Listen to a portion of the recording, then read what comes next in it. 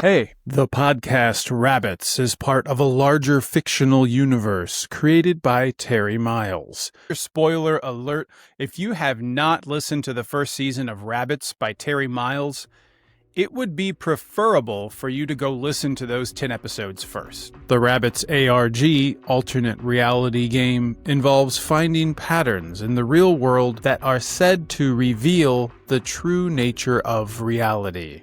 In 1959, the modern iteration of the game began.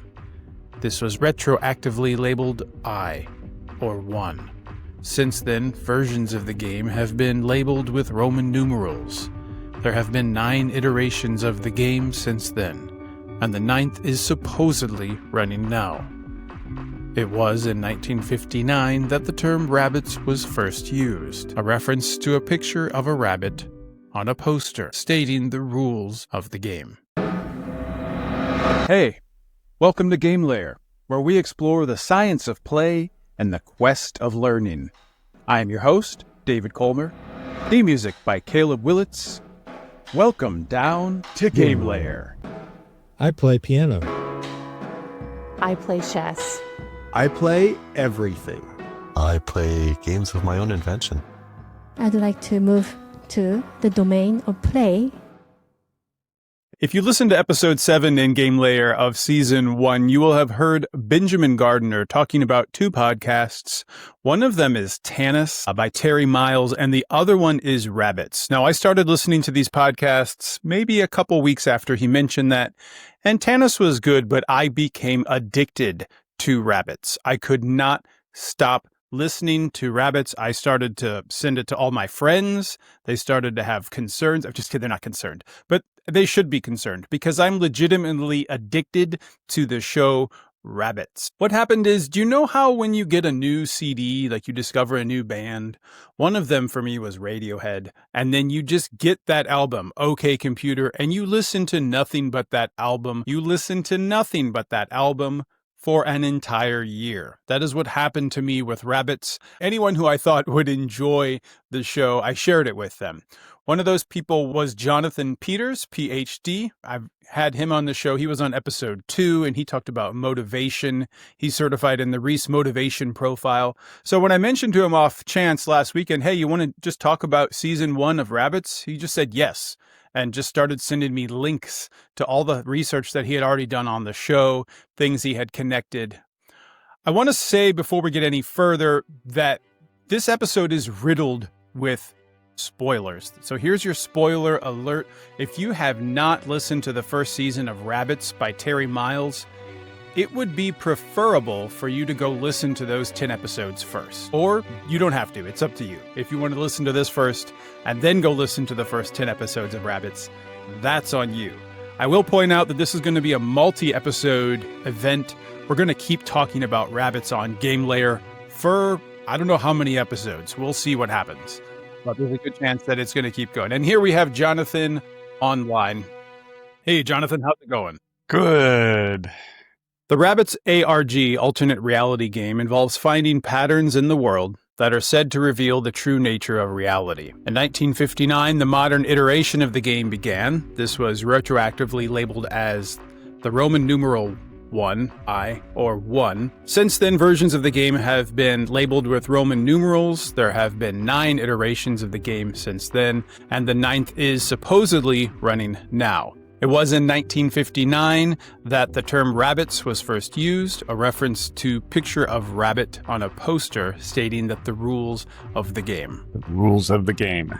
You play, you never tell. Find the doors, portals, points, and well. You play, you never tell. Step through the gates of life and hell. You play, you never tell. The wardens watch and guard us well. You play and pray, you never tell. Game Layer Radio is brought to you by Bitty Denowitz.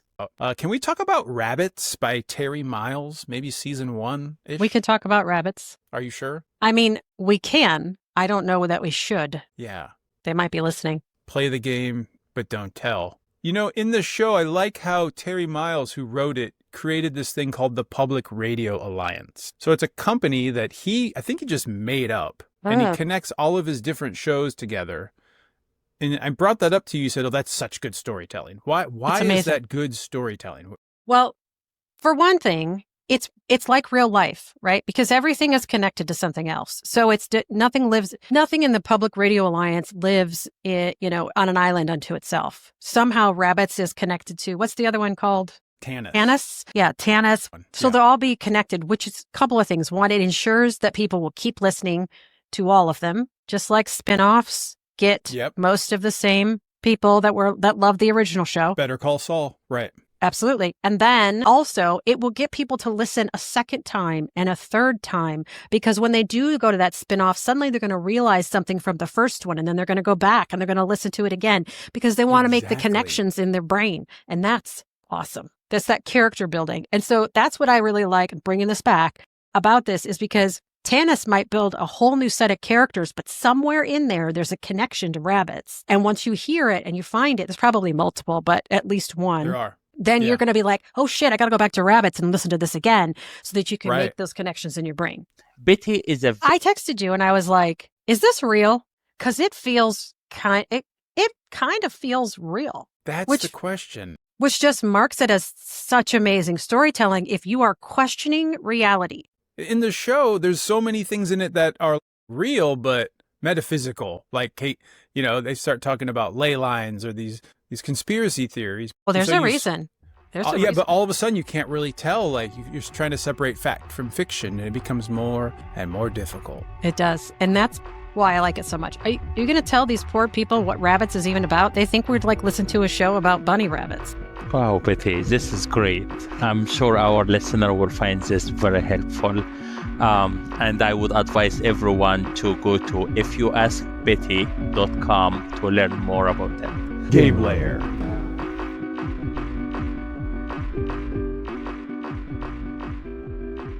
Partially recovered recording by the game theorist Dr. Abigail Prescott reveals that the game is highly secretive and that it has a fluid nature. So I wanted to read that as an opener. That's content directly from the podcast known as Rabbits. And I have Jonathan Peters here to discuss. Jonathan, I shared Rabbits with you, and it seems that maybe you listened to the whole first season in about a day. Yeah. Is that accurate? I was working, in the garage, something for the house for a project. And so I was like, I might start on this thing. Typically when I'm working on a project or exercising, I listen to nonfiction so my brain can get distracted. But I thought, well, let's get through this podcast. Next thing I know, it's like episode 10 is playing. So it sounds like that's not normal for you. That was kind of my second question. Yeah, no, I went all the way through. I'm just kind of curious because the exact same thing happened to me. And I never listened to nonfiction like this, really. What do you think caused you to binge the show so heavily? Well, first of all, the nature of the mysterious, the otherworldliness of it. And so that was really pulled it in. And then the fantasy of being involved in this type of game too, I think that attracts me. And, not really Ready Player One. Shoot, I was going to look it up before we started this, and I just read a book recently on audio. So of course I can't remember what it was, but it was a fiction about a game similar experience to this. But Rabbits was way better and way more interesting and engaging. Yeah, I kind of liked how it portrayed a sort of connection to the universe, or it was a key to unlock the universe. Yeah, that aspect of our reality is not real type thing. So and what was also cool, it's not so weird. It's not really, well, it is kind of Twilight Zone-y-ish. Yeah. I think it gets there. It doesn't start there, right? Yeah. Yeah. It waits till the end for that Hitchcock twist where you're not really sure what's what. Definitely. So in episode 2, we have Concernicus Jones comes on the screen, I guess, or on the scene, not on the screen. Yeah. And I thought that was kind of neat the way he introduced himself as Concernicus Jones. And then when she said, oh, Concernicus Jones, and then he's like, well, it doesn't sound nearly as cool when you say it out loud. Yeah, that was great. There was just kind of like this sense of not taking itself too seriously, I think. Yeah. A lot of the science fiction stuff kind of gets like, oh, we're in space. And it's just like a little bit too far-fetched. Yeah. I feel like the characters kept it kind of grounded. Yeah, it's that piece that you wish if you were writing a novel you would come up with, that you get this outlandish character name. It doesn't sound so cool. Yeah. Good. The next episode, she's looking for Yumiko. And I wanted to ask you about the video. There was a video that Yumiko watches, and Yeah. it seems like it loops, right? It's a video that never ends, but that's not really possible. And she then watches it forever. I think from what would it be? It's from a stylistic point. What they're working toward is really creates that unease. So the idea was that she's watching it for days. So that really taps in, for me, it really tapped into that kind of horror genre for just a moment. Because the rest of the podcast really isn't necessarily horror, but that idea that you just sit there. She comes in, her friend's been sitting for 2 days and she's peed herself and so on. So but it's that there is that genre inside of horror that you're pulled into something. Yeah, and it's like kind of compulsive. And it made me think of the Japanese movie, that Ringu or The Ring. Yeah. Had you seen that at all? No, it's too scary. I watched it. It terrified me. Yeah. You watch a video and then you're cursed. And then the woman's going to crawl out of a television set in 7 days and capture your soul. Yeah. So that was, to me, it really tapped into that horror. But somehow this podcast didn't frighten me at all. Whereas a lot of haunting sort of stories always seem to kind of frighten me. Yeah. I think I was just too engaged or too compelled. Well, and then a lot of these are making references to other things. And so that's an example where obviously they're representing, they're like, oh, this is like, well, they even say it, this is like The Ring. So because it's that way throughout. And that was the other cool thing to that I missed by just binging it while I'm working, is then later to go back and start to look stuff up. And because there's, it's not a real character when they say, I couldn't find anybody who had met the person. So they're basically saying, don't bother looking this up. But at the beginning, I wrote it down. It was, she mentions a guy at Stanford, professor at Stanford, who brought game theory to economics. What was his name? Robert Wilson. So it's a real guy, and you could read his work. It was called non-cooperative game theory. And so it's interesting. It's not like I read his papers or anything, but there's tons of these little references throughout. And then I'm sure there's more that we don't know that aren't obvious to us, that if we knew the writer, which is always fun to put little inside jokes when you're writing. And there's a lot of them. You're right, because I went back in to try and gather some questions for this discussion. And I just sent you a text because I was overwhelmed. There's just so much going on in this show. And I'll share a story with that too. I got a great one for the last episode when we get there. That I found. Okay, we're going to do it episode by episode. So we're still on episode 2. But I listened to episode 1 with my son, and he said, Daddy, is this real? Mm-hmm. And so I paused heavy on that question because there's just so many elements of truth to this podcast that they weave in so seamlessly, and even building that whole radio network that I don't think exists outside of this guy's work. Doesn't seem to, no. Yeah, so he's this master storyteller weaving things that he's created into this story that has real elements. And then, like you said, then there's other characters that are completely fabricated, but they kind of work that into the story that, well, they're playing rabbits, so of course you can't find them. All right. You know? So everything just kind of perpetuates the narrative of, no, this is probably happening. I just don't have access to the real deep stuff. Yeah, which is good because it works. I think from a consumer standpoint, it does create that FOMO, because if this game is going on, I don't get to be a part of it. Yeah. And that sucks, but it does suck. These people are out there if I could catch up. Yeah, and like you said, it's that fantasy of being involved in something so secretive, or being, the special person that knows what's going on. Yeah. To be on so why not connect it to the whole universe, right? Exactly. Game Layer Radio is brought to you by Dirt. Just because it's dirty doesn't mean you can't love it. Plants like Dieffenbachia and white oak trees grow out of dirt, according to leading scientists. Research also shows that dirt is rich in healthy bacteria that help your biome fight the good fight against evil bugs by introducing a plethora of healthy bugs into the microbiome that is you. with recent estimates suggesting a near 1-to-1 ratio of around 30 trillion human cells to every 38 trillion bacterial cells that make up your body. Don't use too much soap, use dirt. And when they ask, say Dirty Dave sent you to get a 1% discount. Wait, isn't dirt free? Bob, why did you put that in the script? Bob, you need to check these facts. This is fact-checking. This is your job. I know I don't pay you. Dirt. Game layer. So in episode 3, we have Marigold and Persephone. Carly reaches out to Yumiko's. There's a lead on an obscure underground radio station. And of course, that's interesting to me for obvious reasons, an obscure underground radio station. But I really liked the part with the vintage t-shirt. Yeah. Remember that when they have an impossible photograph printed on a vintage shirt?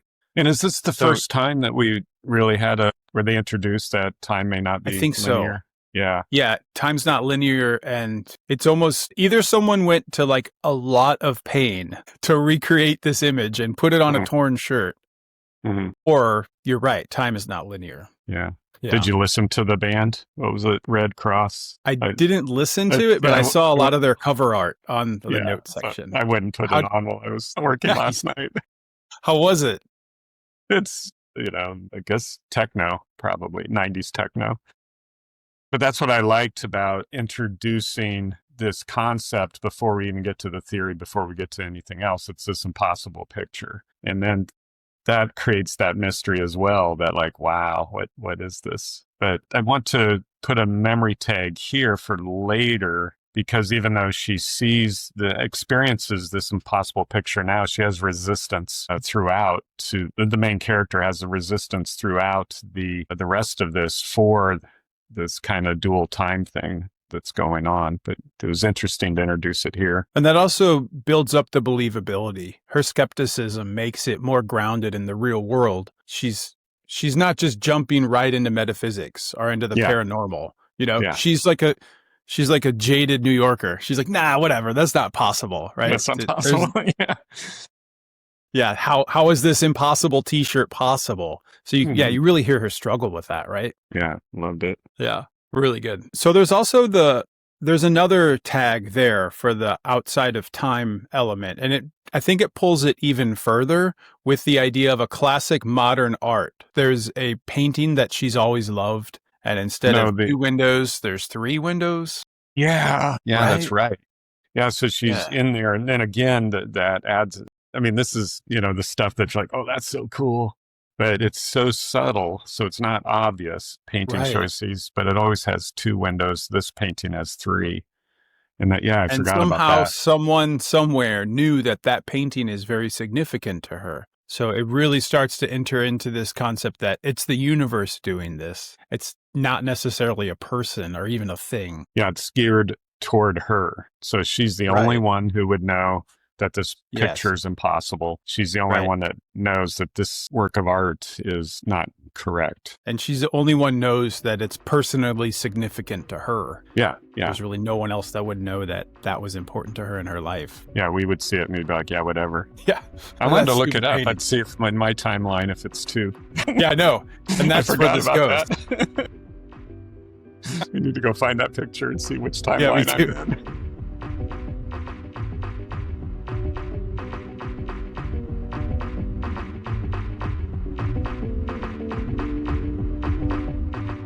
So now we're wrapping up on episode 3, which was called Marigold and Persephone, and we're moving into episode 4, which is called Dog Lover in Hell. Carly and Jones dig further into the history of the game. A new voice points them in a new direction, and the mysterious Hazel makes another appearance. So we haven't really talked about Hazel yet. Right? Hazel is sort of one of the infamous characters that remains elusive, and Hazel was meant to finish the game, right? Or Hazel could have one iteration of 8. Am I correct there? 8, yeah. Yeah. And I don't know if we know yet. Well, maybe we do in episode 4 that Hazel... We don't have no idea who Hazel is. Just a clue. Yeah, but I don't know if we know that Hazel was in 8 yet. But that's a good point. We might not know yet. Yeah. Yeah. And This was this character when we get to the end. It's like, well, it did create like Sixth Sense that now you have to go back and listen to the season once you find out who Hazel is. Right. So there is kind of that callback. But as from a literary critic standpoint, it was a little like, when you find out who Hazel was, felt a little manipulative. But It's really true. Yeah, that was a little lackluster. I agree with that. Yeah. But it did, regardless of that, I mean, who he is in the story, but they, we're not supposed to know yet if Hazel. And that was cool because Hazel, you'd think, would be a woman. And then throughout, there's all the men have husbands and stuff like that. So it's perfectly acceptable for Hazel to be a woman and have a girlfriend. In a couple episodes, or maybe here in this episode, Hazel has a girlfriend. So, I mean, that was a little bit of red herring-ish. So that was cool. I agree. Yeah, they normalized that. So you're really thinking about, anything goes with naming. And then also you have all the players are kind of using gamer handles anyway. Yeah. It's all just a series of code names for code names. Yeah. Right. Yeah. So. Even Hazel is a code name that's for another code name. That's, you don't even know who their name is. Yeah. It's good. Right. So I kind of want to bring up the concept of free will, if you don't mind. Yeah, perfect. So in the episode, I'm going to quote Carly. She says, if I'm playing rabbits and I'm not saying that I am, and then she goes on to talk about how she's compelled to play because she has to find Yumiko, but she's not playing. And then it kind of brings up the question. It's like, well, if you're pulling on the thread and you have an interest, and I think in her aspect, she has this power to shift into other multiverses or slip into other versions of reality. Did she ever have a choice to not play? I think to me becomes the question. Yeah. And that's the resistance I have to a lot of when we start, especially let's say like in quantum physics, or even when we get into the whole spiritual woo-woo side of things. And it's like, well, even if when we get into divination here and in this discussion where everything feels like, well, crap. Well, actually, I guess that's the next season when we get into the cards. Yeah, sorry, I'm into season 2. But there's that. You're fine. Yeah, that piece where we're being driven by that we don't really have a choice. And that at the end, that's always been my thing, whether right or wrong, if this is all an illusion and all of these things, I'm just a player in a big game or a pawn in something else. Just really, really, really want to hold on to free will. So even if it's fake, I want to believe in it. Even if that's a wrong belief, it's one of those that I want to hold on to. I agree with that. I feel like they play on that a little bit, though, more than once. This idea that, well, they ask people if they're playing. They're like, are you playing? You're not allowed to talk about it if you're playing. Yeah. But then even when she says no, well, okay, so let's say if I do start playing, can I ever stop? And then Joan says, yeah, you can, but you won't, right?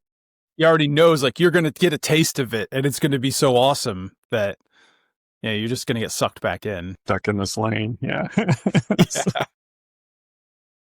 Well, but Hazel chose not to and probably screwed everything up. Yeah.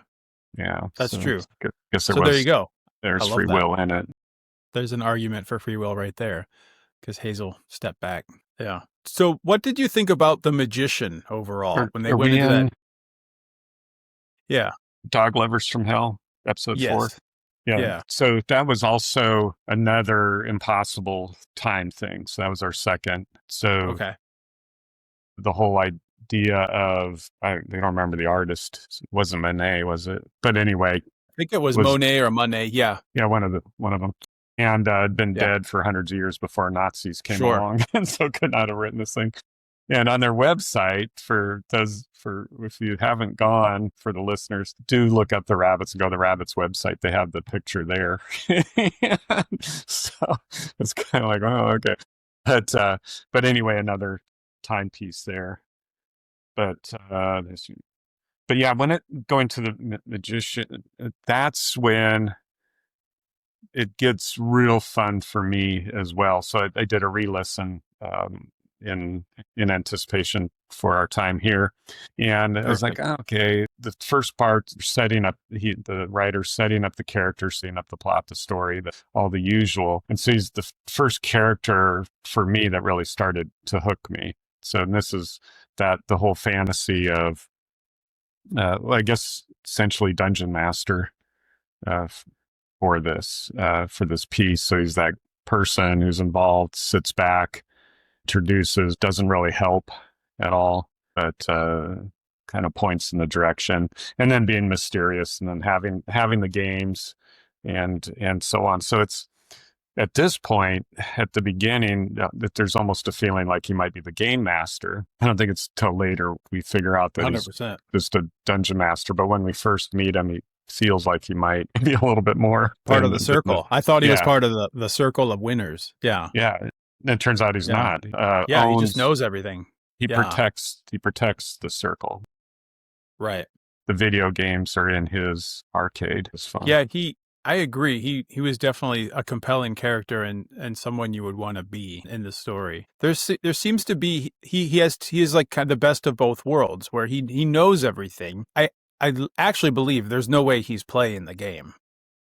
No. And the fact that he knows everything, that allows him to share information, because it's the whole thing is if you play, you don't tell. And so when I was listening, I was like, why is this guy spilling the beans? Like, why is he talking about everything? Well, he's not breaking the rules because he's not playing. He's just researching and he knows information. Yeah.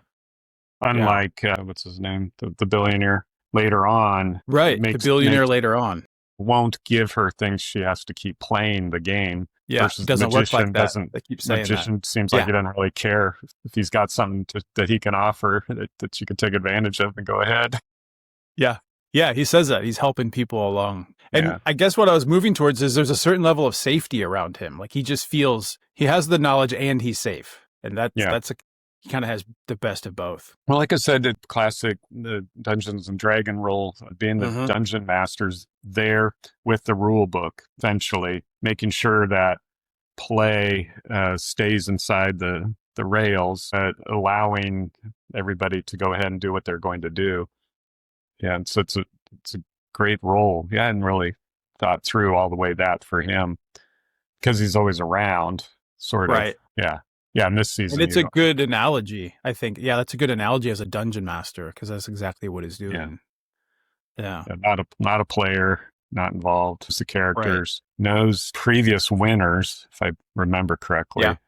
Yeah. He had this really high level knowledge too. He said something like, an attractor is considered strange if it results in a fractal. Yeah. And you had all these ominous statements, and you're like, well, this guy's like above my level. I think that's true. He's the one that's first bringing in the science, bringing in chaos theory.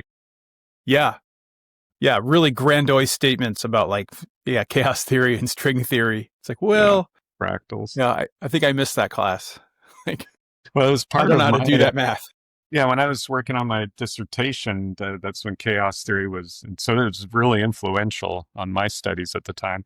Wonder if I have the fractals book still. Might not have survived the moves, but especially at the time, late 90s, fractals and chaos theory was a really big deal. And so I don't know how much it's impacting here a little bit, but it's in the larger plot. There's not, maybe that'll have to spend more time with it. Maybe there's a deep study dissertation in here. Yeah. Or thesis, I should say. No, I'm curious about how it really fits in, because, I think I've always been kind of adjacent to the concepts, right? I like the ideas, or I like the art that has been inspired by chaos theory or fractals, but I've never studied it, and I don't feel like I know the ins and outs of it. I guess it is there that in complex systems, things that appear to be random from a perspective, stepping back, they do tend to follow repeating patterns. So in the moment, it appears random, but when you pull back, then that's where the fractal comes through, is that patterns repeat over time in seemingly or near random events, is how the wording that you're supposed to use. Near random. And then in season 2, they kind of get more into the synchronicity, right? Or the way things it seems like they're relevant. So they Mhm. might be. Yeah, but that's more of a season 2 thing. This I think one's we'll more. help with that. This one's more quantum physics. I like a lot of the video games that they're bringing up. Had you Mhm. played a lot of the video games they had mentioned? Well, that's what's fun about it too. Is they're obscure, like they were around. You know, it's not like they're Right. playing Pac-Man or Galaga or No, they're something paying like. Defender, and Yeah. I don't Yeah, even that's- know what Defender is, and they're talking about Defender 2. Yeah, and it's like, yeah, I remember that. But Defender was like over there in the corner, and that was the weirdos, you know, the goth kid. Well, we didn't have goth kids yet, but Yeah, the version of Goth Kids. yeah, back in yeah, whatever the it day. was.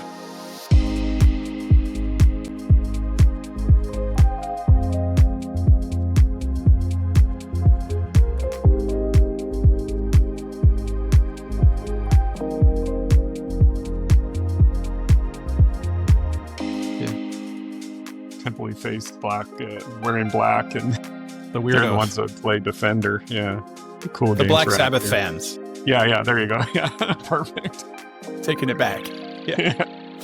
Yeah. Episode 5 was Priesthood 1. Carly digs into the mysterious Gatewick Institute. Jones finds something interesting in the Marigold recordings, and the magician provides some additional information about the game. So, I mean, there's a lot to unpack with the Gatewick Institute, but I wanted to ask about the Marigold recordings, right? They had these recordings from a long ago that are now referencing things that are happening now. Yeah. And so again, starting to line that the not fluidity of time, but that time, well, I guess that time's not omnidirectional, that that's overlaying each other. And which is interesting when they're getting into it, because they're not, at least in this season, well, they're starting to get into the whole multi-universe type thing, but they don't quite commit to it. There's even this fake science they introduce later on here. Shoot, I started to write it down, and I was looking it up, and it turns, the Elysian, that's what it is. Okay. The Elysian Drift doesn't really exist. It's the name of a rock band. It's another Easter eggs. That's another band that they liked. But that idea that, and maybe it does, and I couldn't find it. Right. Maybe because I keep referencing the dark web. So, so maybe you never know. Maybe the Elysian Drift works over there. Yeah, at bringing in these organizations that their parents worked for, and sort of mysterious and organizations, and who are they, and again, spoiler alert, they don't quite resolve it, maybe in episode 10, but then you're still not sure what's going on. We're getting into the Gatewick Institute a little bit now. The Gatewick, where they were doing very strange psychological research, kind of like the men who stare at goats. Right. They're experimenting with hallucinogens and thought processes. Yeah. So that was fun. Which is another good movie. That was really watch. fun. Yeah. A strange movie. I will say I enjoyed that movie a lot, but the ending really left me flat. Like it was like a really good build up, and then at the end they just kind of all just like run out of the warehouse, and that's it. Yeah. So, wait. Yeah. There's no ending. Yeah. There's no. I forgot about the ending. Yeah. Maybe there didn't need to be. Maybe that's. I just don't get it yet. I'm not on that wavelength. Yeah. But no, it's one of those, but it feels like they didn't know how to end it. They put all this money and time into it, and then whatever the ending was did not track well with test audiences. That's what I think. That's my theory. Yeah. So then my theory was that all the writers of the movie were part of the hallucinogenic experiment. So like they couldn't really think of an idea because they were all like hallucinating too heavily. Yeah, they're stuck in it. They're stuck in a bad trip. They're like, well, I wish I could write an ending to this movie, but too bad I'm tripping balls. Anyway, the reason I brought it up is it's kind of cool because it's always fun when you talk about one of these where, you have people floating in salt water in a chamber and they're on hallucinogens, and then it works. Like something happens. And then we find out later that Haley and Jones are sort of the children. And I'm jumping way ahead here. But their parents were experimenting, right? And then they were the children of the test subjects that something actually happened. So yeah, which adds an interesting piece that as a writer, I can see, hey, this would be fun to explore, which in the podcast format, 10 episodes, 10, there isn't the space to explore it. And he may in his book, which I've ordered. So fantastic. Yeah. I'm going to have to get that as well. So he said that he didn't write the book, that someone else wrote the book, but I feel like that was a pen name. Did you get anywhere on that front? Oh, yeah, I haven't looked that up. So yeah, I think all he of always this, I'm makes a so-and-so's point. cousin and all of that reference. Correct. Yeah. So Terry. it's not Terry Miles, it's something Silver. And then I always get the feeling that that's just the same person, but I need to look that up. Seems like it the way he's running it. Yeah. I feel like he's, because I believe that's a character that's in TANIS or in one of the other podcasts. Yeah. I always assumed that's what I was assuming. Oh, no, it's in Rabbits. It's her contact at the radio station. Yeah. I'm sorry. I shouldn't have brought it up if I don't know how to say it. So we're hovering around episode 6 here of season 1. It's called Strange Attractors. The Marigold recordings appear to reveal the impossible, and we learn something remarkable about Carly's past. So I sort of already dipped into that, talking about how, right, she witnessed what? There was a huge fire, I think it was. At the swimming pool. At the swimming pool. And do you want to recount that, or I can? It's such a good part of the show. She has this intense memory as a child watching all these people at a public swimming pool, and the lifeguard dumps some sort of fuel on everybody and then lights them up. And then she goes home and she wakes up after she goes to sleep, and nobody else, her parents don't remember it. Her dad's has never taken her to this pool. And so she has a unique memory, or a memory unique to her. Right.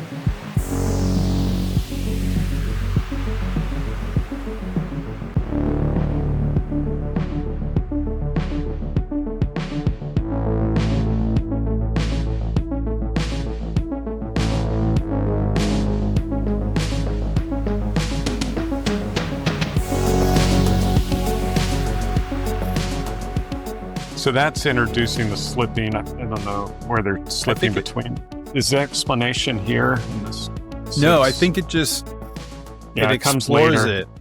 Yeah, it brings it up that she had that event. And it seems like Jones kind of already knows about it, but he's not willing to share the whole picture yet. Yeah, because he prods her to tell the story, and then he doesn't tell his story. So it's the starting in on this idea of parallel time things and so in the book they call it slipping from one. Is it slipping from one? I think it's a slip to the other. So they don't in season 2 they do call it the Mandela effect and Mandela effect, which is popular, and so they're introducing it here. And the way I like it, even though they bring up the Bernstein Bears or which is more obscure in the Mandela. Very obscure. Yeah. No one even knows about it, right? On the whole show, they've never heard of the Bernstein Bears. Yeah, Bernstein. So I had to listen to that part twice. I was like, wait, what?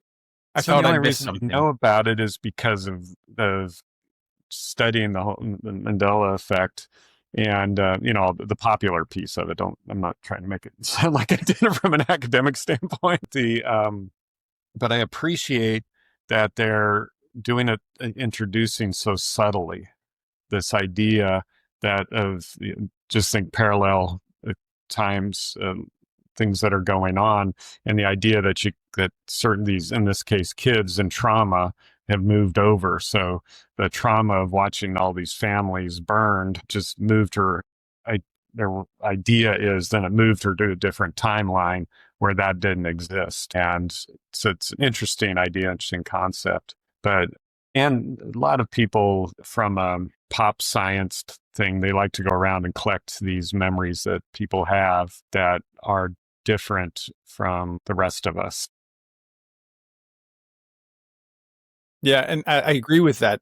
They kind of use narrative first. It's like a soft example of here's how it happened, or here's a story from one person about what happened. And then later they tie it to something like the Mandela effect, if I'm saying it right, where this is a phenomenon that's known in metaphysics or something that's been researched and commented on, and then connecting it to the larger narrative or the world at large. Well, for the listeners to tell what it is, there's a significant group of people in the world who remember Nelson Mandela dying in prison in South Africa. It's a huge population that believes that he died, even though he lived and he went on to become president of South Africa. they remember him dying. Now, people who put it down that say it's all just false memories because there was an anti-apartheid prisoner who did die in prison. But then, of course, believers would say, well, in their timeline, he actually survived, and so on.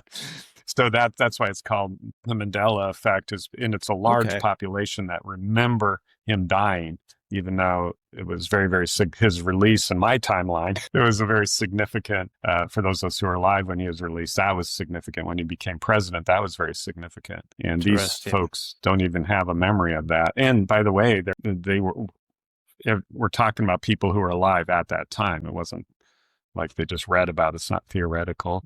And then there's a lot of examples. Did Jiffy peanut butter exist when you were a child? Spoiler alert, in this timeline, there's never been a Jiffy peanut butter. It's always been Jif. Interesting. Yeah. You got me. Because I was like, yeah, Jiffy. I've heard of Jiffy. No, there's Jif. There's not Jiffy. Never existed. In our timeline. You caught me. Yeah. And I was just thinking, it's funny, talking about Nelson Mandela, I have a synchronicity to share with you that's very, very specific to me in the sense that I didn't know who Nelson Mandela was growing up in the United States. I'm guilty. That's a terrible thing to say. I moved to Thailand, where I made friends with a woman from South Africa. She taught me who Nelson Mandela was. And then later we watched The Butterfly Effect together. Oh, okay. There you go. Which is kind of the same sort of principle, but not quite the same. It's going back in time and mentally changing the past through having kind of a vision or a dream. Are re-entering your previous body, I think, when you were a child and changing things. But anyway, it's very similar things. And I met both of those ideas from the same person. Thank you, Karin. Yeah. So let's see. We're looking at episode 6, where I think we're still talking about Defender. And we talked a little bit. There's actually images of that on the notes. And I wanted to bring that up because it's cool. They had pictures of the actual motherboard, like a legitimate motherboard that they're saying, no, this is a Defender motherboard, but it's the only one that has the home version actually in the cabinet, which was a different game completely, but then it's called Defender 2. And I really liked, to me, that was something really special about, no, they went in and changed the code of one of those ancient motherboards on an arcade cabinet. And they were able to add like raster images in there, and they had a guy look at it, right? The guy who works on arcade games. And he's like, yeah, no, whoever did this is a masterpiece. There's no signs of alteration to this motherboard. So it kind of goes back to this idea it could that be done, but I can't do it type thing. Like theoretically it's possible that whoever did this is maybe possible. Yeah, but it also kind of goes back into the time element where it's like, well, how did they get the photograph of Yumiko into the card? Yeah. And I thought that was just really, really cool, the whole aspect. And to me, there's just something about connecting it to video game arcades just gives it this huge element of cool. It's something like watching Tron or something, right? There's just this amazing cool factor of having video game arcade cabinets. Yeah. Which is a fun, I think it's almost a trope at this point, with Ready Player One and Correct. So on, really calling back to those times. And I don't know if that's like a Gen X nostalgia thing that we're all coming back to, because it is one of those specific experiences that aren't really around. I mean, they are now, but in kind of a vintage way. In Austin, there's this fun place that has all the old vintage, all the way up through to more recent. Yeah. But so it's fun to go in there, and it's like, and then you'll be like totally forgot about Qbert, and like, oh wow, see, how do you play this game? Yeah, and then it's so stupid now, but the whole big thing of Qbert was instead of up and down and right left, it turned the axes. Yeah, and so when I was a little kid, that bended my mind. That's a really hard game. Yeah. We had that on the Nintendo Entertainment System. You could rent that at the local grocery store. I learned it in the cabinet, the stand-up piece. I'm like, I've played it on the cabinet. It's equally difficult. Yeah. Right. We have a chain in St. Louis. It's called the Down Up Bar. It's the Central West End, and it's like 2 levels of just arcade cabinets. It's really, really nice bar. And they have them all. They have like the Ninja Turtles. They have the original Mario Brothers. They have the Simpsons, Mortal Kombats. They have it all, and it's really fun to go in there. I think the nostalgia aspect is you hit the nail on the head. There's Yeah, something even in about Rabbits, they reference Frogger, which is Sure. really kind of a stupid game It really when it is. came out. Yeah. We had that at Chuck E. Cheese, I remember, or like Showbiz or whatever it was called. And Yeah, we did. I played it and I regretted putting the quarter in there. I was like, this game is terrible. Yeah. Frogger is so dumb. I just kind of hate But I it. read somewhere that it inspired Donkey Kong. Sure. No, it's like a huge step, I think, in the evolution of game development. I'm not saying it's not an important game. I'm just saying when you play it now, it's just kind of When you like, play it, man, forward, I should have backward, played Skee-Ball or something. Forward, backward. You waste your money. Right. Man, I could have played Michael Jackson and I'm playing this. Like, what? Like, Well, Yeah. back to the arcade culture, when it first came Sure. out, for those of us of that age, the girls played Frogger.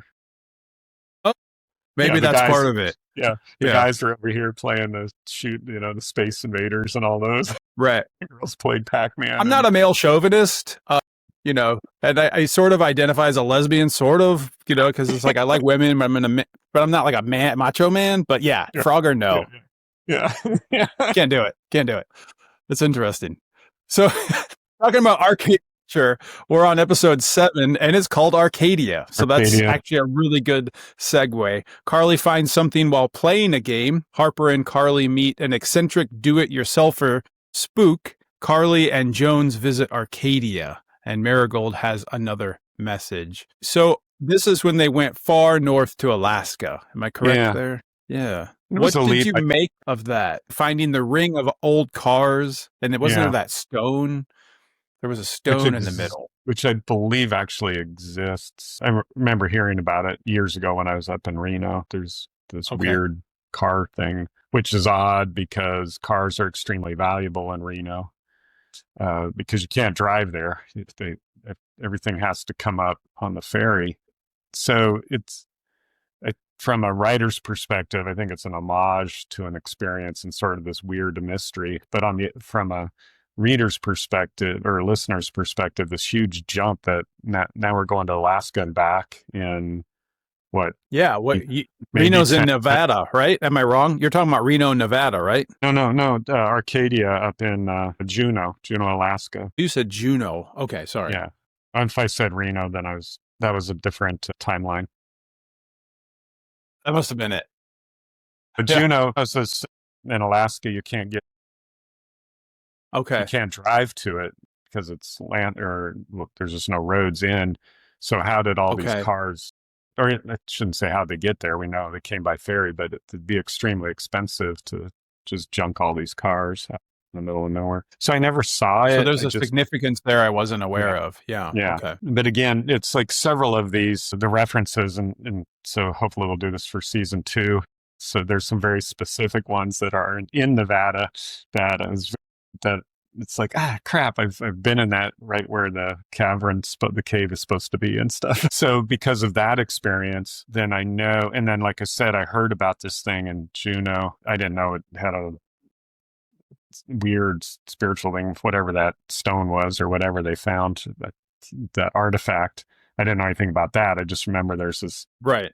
installation of wrecked cars in the middle of freak nowhere in a wilderness. Love that.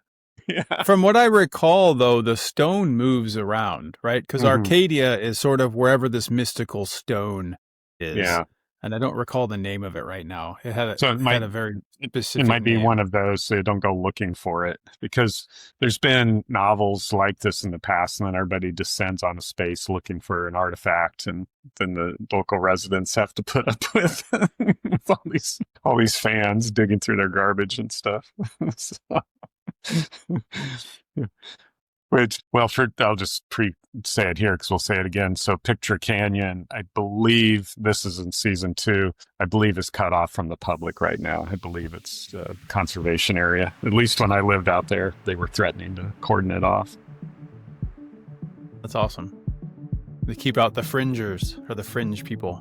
But now people be hiking in and dying in the desert because it's a 3-hour hike in or something.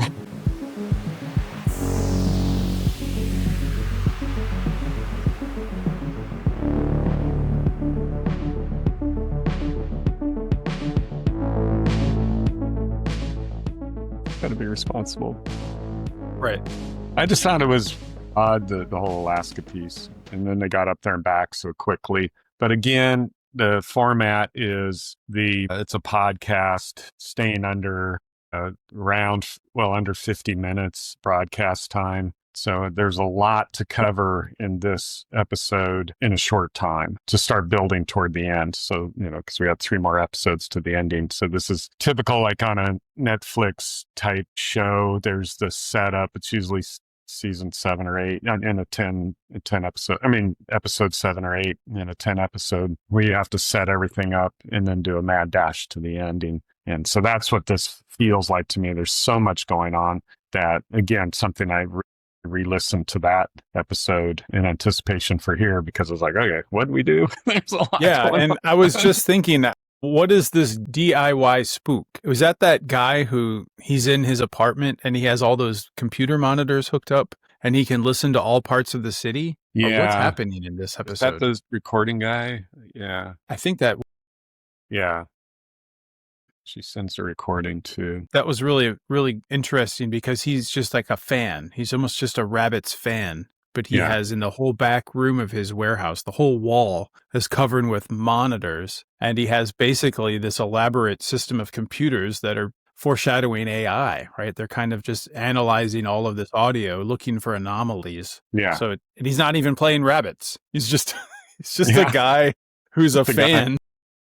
And then, and he's got all that potential, all that knowledge, and he's not even playing. So it just kind of pushes the players up a notch. You know what I mean? He's like a foil for their ability and their intelligence, I think, making them seem much greater than we thought they were before. Than what's here. Yeah. Right. Another thing I'd like to bring up with the Alaska thing, kind of similar to what you mentioned, was whenever that happens, I'm like, where do these people get the money? Like, oh, yeah. She's like a reporter who like used to draw pictures for comic books, and like, how come she's just like dropping everything and going to Alaska? Yeah. I mean, I guess she's a reporter, but I don't know. It just seems like where does the money come from? Yeah, she flew up there, and it's interesting that they keep getting 2 rooms every time. Why didn't they just check in the hotel? Like, why is that so important from a narrative standpoint that they keep having to say, we got 2 rooms, we got 2 rooms everywhere? Yeah, maybe to highlight the fact that there's no romantic connection between them. Yeah. And then there's a new character introduced, but it's only for this teeny little segment. She doesn't talk, so they have to do sign language, and she's driving and doing sign language. So I just have to think that this is significant for the writer, because it doesn't help the story, really. It doesn't move the story along. Yeah. And then introducing all these characters that, again, might be in the novel that aren't here. So I'll know in a month or so. And I'll point out that I didn't go back and re-listen to episode 7 like you did, and I completely forgot them, right? Because it's like you said, it's not really part of the story. They're not especially memorable. And I feel like there is a little bit of critique around that. If you read some of the comments around the show, it seems like you either love the show or you hate it. There's a lot of people who are like, I listen to this every year. And then you have the other people that are like, I don't know, I listened to the first few episodes and the writing's kind of poor and the acting's worse. Mm-hmm. I thought it was pretty well written. Obviously, I think responding to it with a podcast. Yeah. For a podcast, yeah. To put all this effort into it, I feel like the production value was pretty high. Yeah, and then even going through it, like if I were listening to this, like this, I've waited 2 weeks for this to come out, and this came along, I think there'd be a lot of questions and anticipation. Yeah. And like I said, it's that one just before the build, before the rush to the end. Right. And the Hollywood script thing, it's called the blue light scene from the original Top Gun, where everything's about to explode, but he takes a time out for the romantic interlude where her house is all lit up in blue and stuff. So there's always that rest before the launch for the final. The calm before the storm. Yeah. Even though we're all saying, dude, you got all this stuff going on. Don't waste your time. You can shack up with her later. I don't know. I thought it was pretty romantic. Yeah. It's kind of like, there's all this heavy stuff. He's like, I need some catharsis in my life. I'm going to go hook up with this lady. Yeah. So that's kind of what 7's just kind of a take a rest and then we'll get launching. Let's take a deep breath and then look at episode 8. It's called Elysian Drift. I feel like this was a pretty intense one. There was a lot happening here. Carly and Jones visit a reclusive billionaire who you mentioned earlier, who appears to know a whole lot more than he's letting on, and Carly begins to seriously consider the fact that rabbits might be much more than just a game. Yeah. So she's finally realizing it here that this is that something connection. more. Yeah. And then the reclusive billionaire, I wanted to ask more about that character because you had kind of mentioned him earlier. This isn't the magician though. This is someone else who has a lot of money and a lot of information on the game. Well, and he won, was it 7 or something? He won one of them. And that's the idea, is that the reason he's wealthy is because he is a winner. And so there's room here, because when I was going through it the first time, then that's where I was thinking the winners of previous winners are like setting this up. Because when do we hear the name with the book, the library book? So that was checked out by a previous winner and so on. And so where I thought it was going, that so going back to the D&D reference, that these were like the game masters. Like once you're in the inner circle, or in the circle, not the inner circle, but the circle, then maybe now you're manipulating the game. You're running the game now. Yeah, that's part of the find winning. out in the next episode, probably not. But not necessarily. Right. He ends up in the hospital in a coma, so evidently he's not doing too good. Right. He's having a rough time. Well, I liked this too because when I went to the notes, I felt a little bit disoriented. So there were images of the passenger pigeon when you go to the notes of Elysian Drift. And I know I thought that was near the beginning of the show, and that really speaks to how I just binged the hell out of this show in one weekend. That I don't really remember what things in what episode very well because I just rushed right through it. 5. I think she went in 5. Right. So the pigeon's brought up here because of the number 6878. Yeah. So there's a number of things like the spool of thread, I think. So do you want to talk about the passenger pigeons? You said that was brought up in 5 and we kind of skipped over that. Yeah, because it was one of those where I don't think it was ever resolved for me besides the whole 6878 on its toe. So what I'm wondering if the author just went out and found out every reference to 6878 in the world, because even the book that's in the library, the whole significance of it is not whatever it is. Something in the textile industry, Secret Life in Texas, something adventures in the textile. So it's not the book, it's the reference number. So it felt like later, because I was waiting around for what's with the deal with the passenger pigeons. Well, I have a theory on that. It's never stated in the show, but the more I thought about it, in the narrative, the passenger pigeons did a special task, right? They were trained, they had like a special knowledge, almost a secret right. But then the fact that they all died, aren't they extinct now? There was one left. And then it died. So for me, that was sort of foreshadowing, if we don't win the game and Carly doesn't shift the universe, then the outcome could be that the human race all passes away. And I just felt like this was a soft nudge towards the concept of, the human race going extinct. Yeah. But that's kind of a loose thing, but to me it was related. Yeah. No, that totally makes sense. Yeah, and then I'm curious why 6878. I don't think it is. Yeah, I feel like it's just like an Easter egg that's like empty. It's like you find one of the eggs and like there's nothing in it. Yeah. It was like, I shared with you like my power number, secret number, whatever. That's what I get to feel like. Maybe it's at the end of season 2, which I haven't listened to yet. Yeah, the author was born on the 8th of June in 1978. Yeah, I feel like there's a number of those. There's just total misdirects, you know? I think it just kind of starts to wear you down. Like you said, all the random characters that come up, that might be part of it. It might be part of the style of writing, right? Where you're trying to sift through all the information for what's relevant. Like, I'm sure people have discussed it on Reddit if I had taken the time. There's an answer. Right. And they probably just chalk it up to poor writing, which is what I keep reading. I bet it's a birthday, so. Yeah, you're right. Yeah, it's the end of someone's social security number or something. Yeah, there you go. Or phone number, They keep making a deal about phone numbers.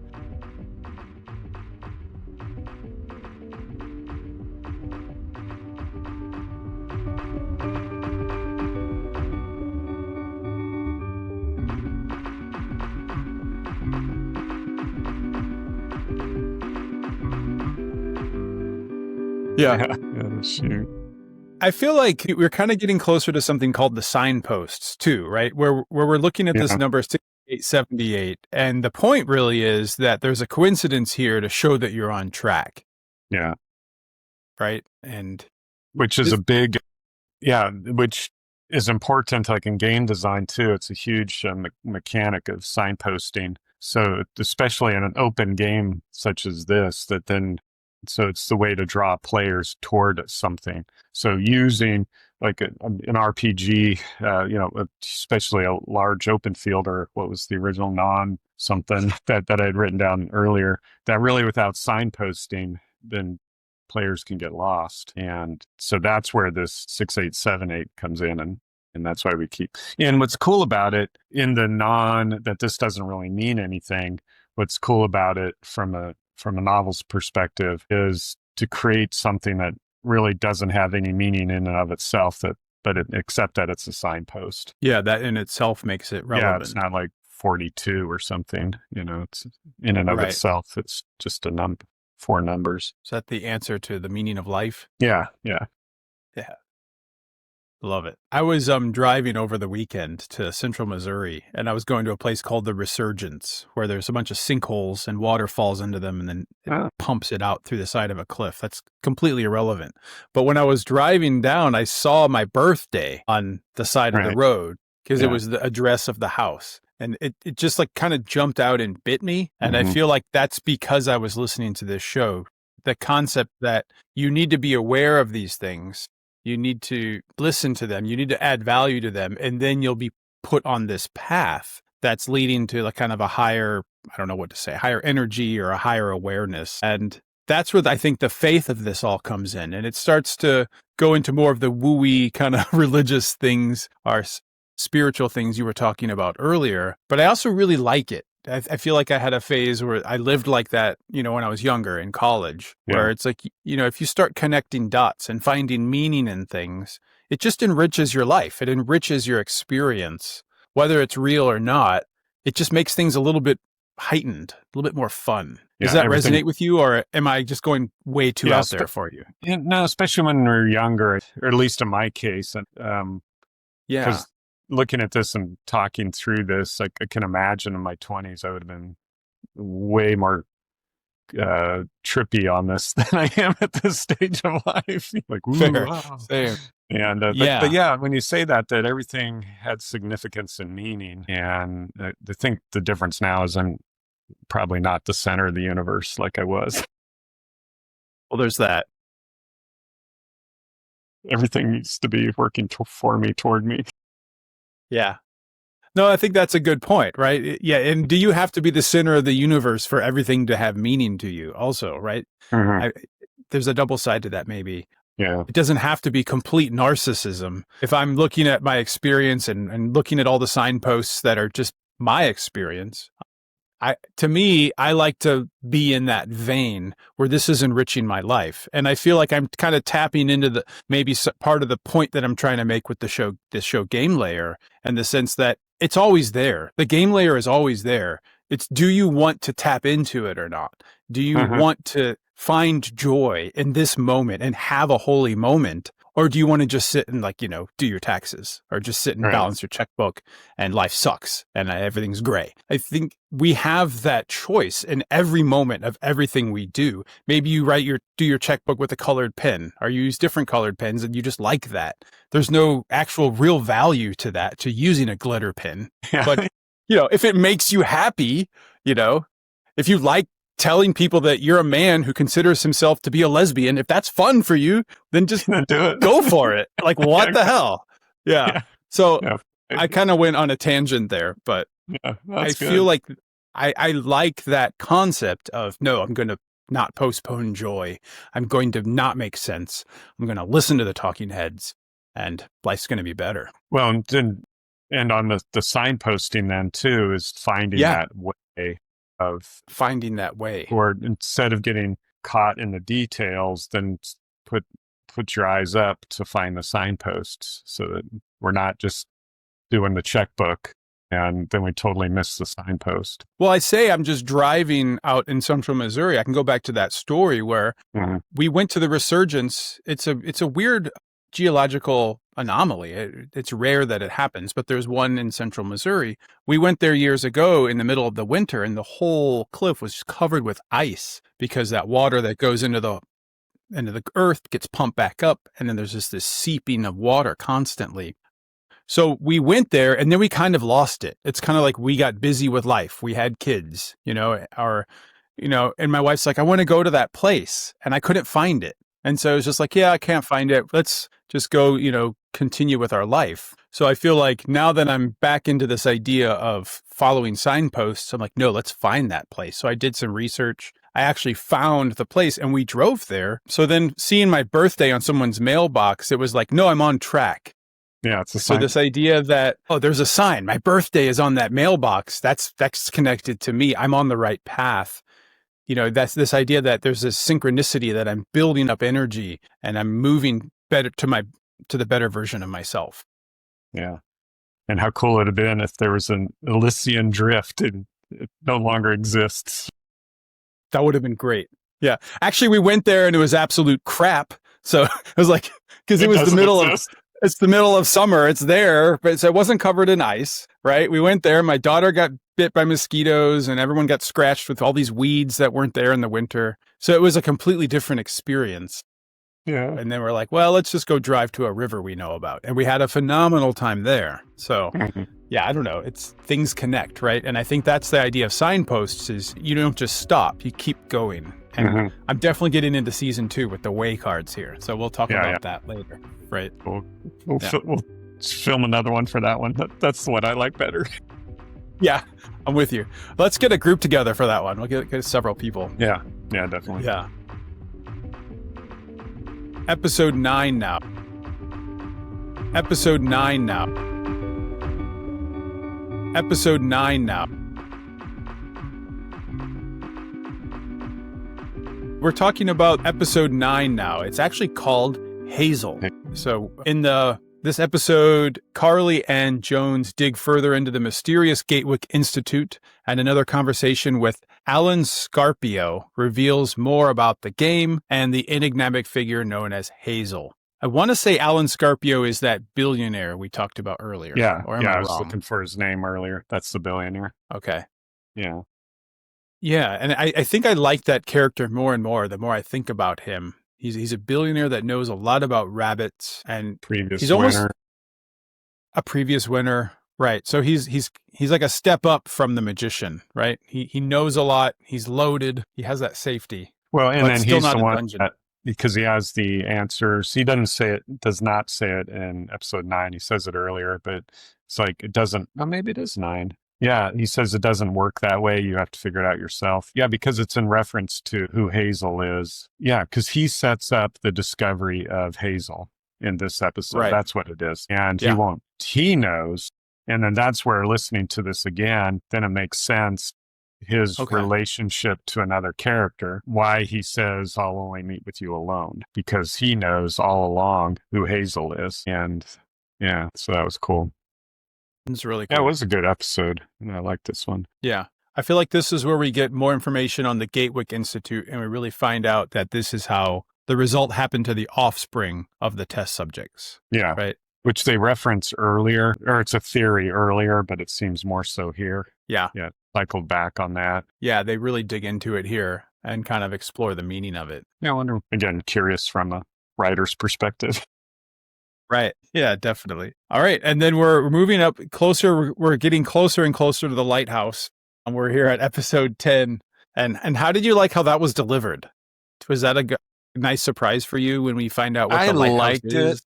Yeah, because but I could see where it let a lot of people down. But I like the idea that people are going around searching for lighthouses and then narrowing it down. And then that it's the lighthouse. Like an artist and his last name is Light.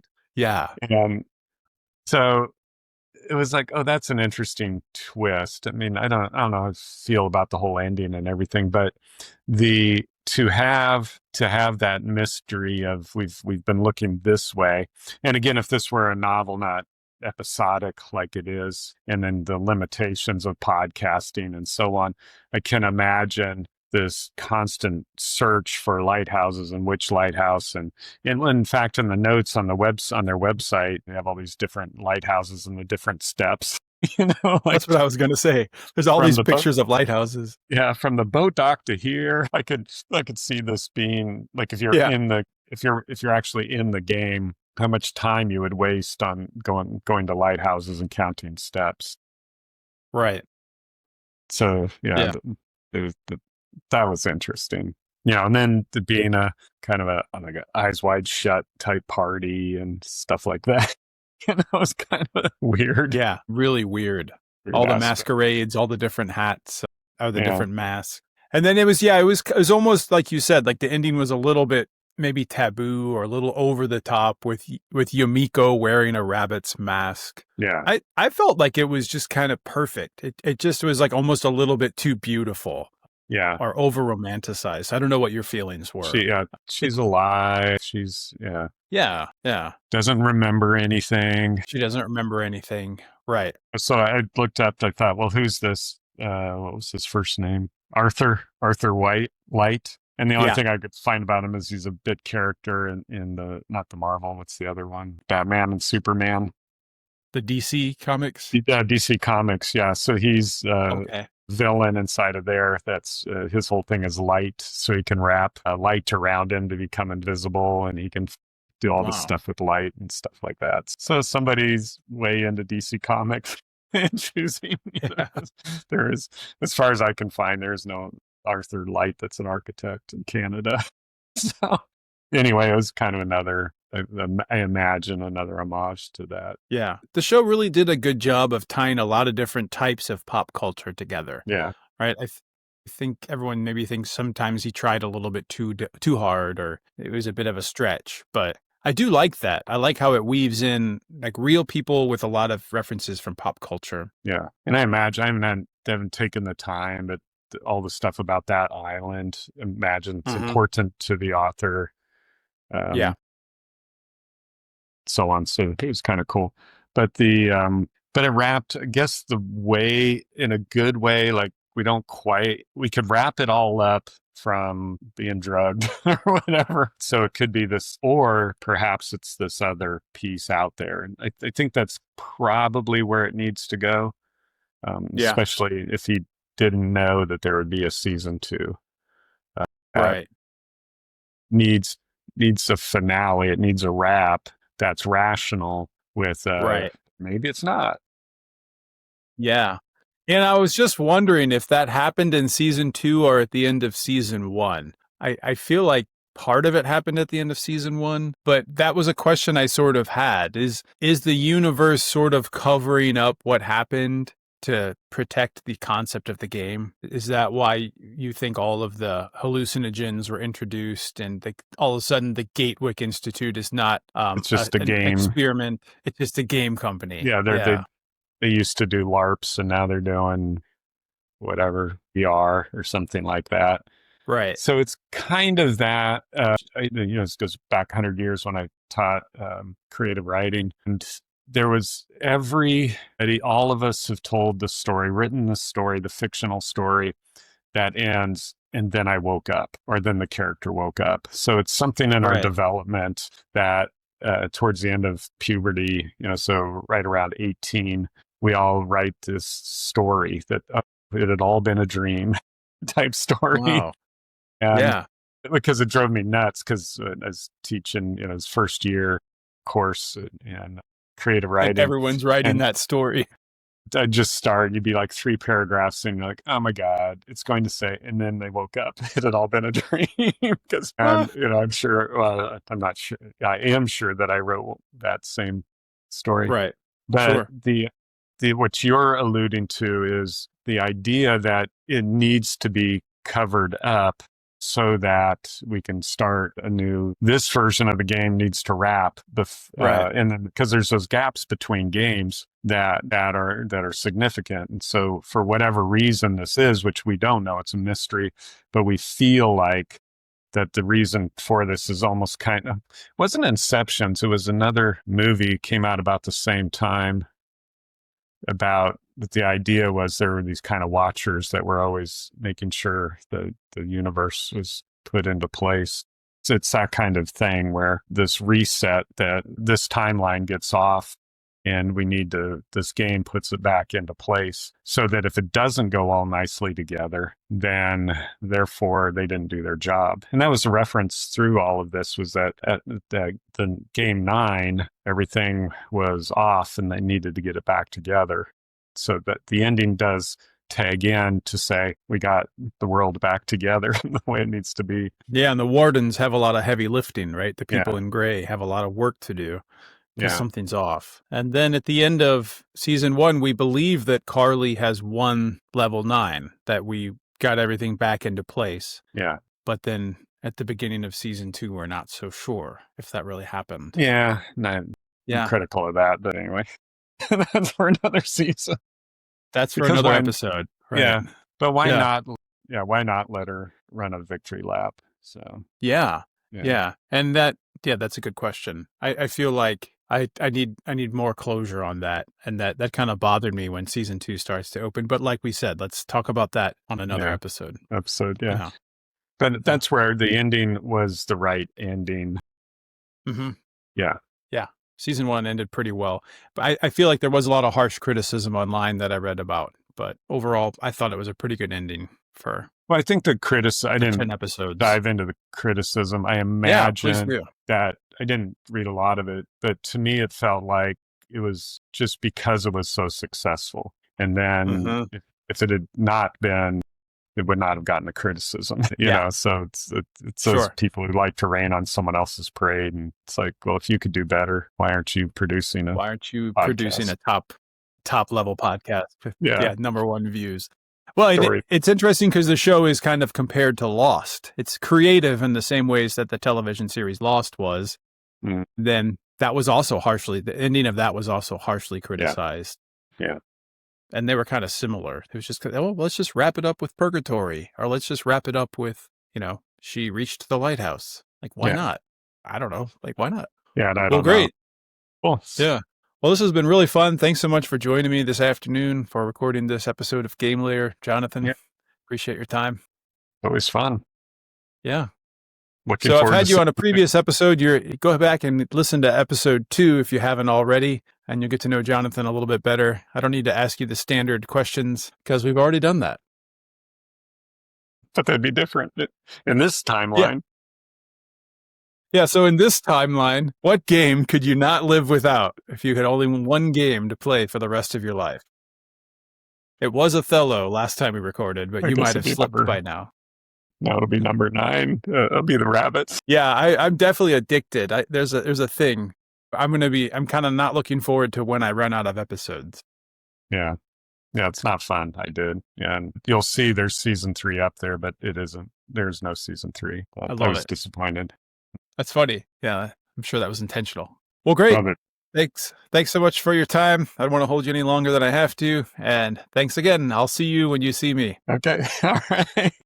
Thank you so much for joining me for this episode of Game Layer. This is David Colmer reminding you to stay present and never postpone joy. You can find transcripts of the show at gamelayer.fm. GAMELAYER.fm. Theme music by Caleb Willits. Thanks for listening.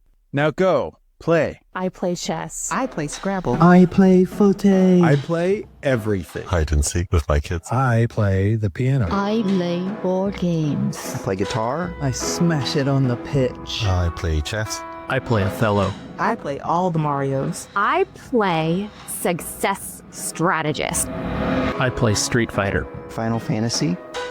I play games of my own invention. Games of my own invention. Games of my own invention. Games of my own invention. There are many ways to play. Going for a walk together, doing nothing together is also playing. Anything that can cultivate your feeling of joy, relaxation, where you feel more recharged after doing that thing, and I think you can consider as something that we play with. I'd like to move to the domain of play